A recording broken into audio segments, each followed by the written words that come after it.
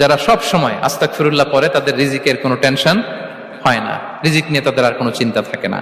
আল্লাহ নবী নূহ আলাইহিস সালাম যিনি ওনার জাতিগোষ্ঠীকে বলেছিলেন ফাকুলতু আস্তাগফিরু রাব্বাকুম ইন্নাহু কানা গাফফারা, তোমরা বেশি বেশি ইস্তেগফার পড়ো, তিনি ক্ষমাশীল।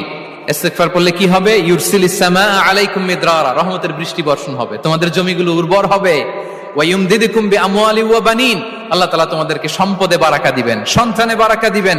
ওয়া ইয়াজআল লাকুম জান্নাতিন ওয়া ইয়াজআল লাকুম আনহারা, তোমাদের ফসল ক্ষেতগুলো সবুজ শ্যামল হয়ে ভরপুর হবে, তোমাদের রিজিকে বারাকা নেমে আসবে। তাহলে আমরা যেন বেশি বেশি ইস্তেগফার করি। বিষ্ণু ঈসা ইসলাম বলেছেন মান লাযামাল ইস্তিগফার জাআলাল্লাহু লাকুম মিন কুল্লি দিকিন মাখরাজা ওয়া মিন কুল্লি হাম্মিন ফারাজা ওয়া ইয়ারযুকহু মিন হাইসু লা ইয়াহতাসিব, যে সব সময় ইস্তেগফার পরে তার কোনো টেনশন থাকে না, তার জীবনে দুশ্চিন্তা আসে না, আর এমন জায়গা থেকে আল্লাহ রিজিকের বন্দোবস্ত করে যেটা সে কল্পনাও করে নাই।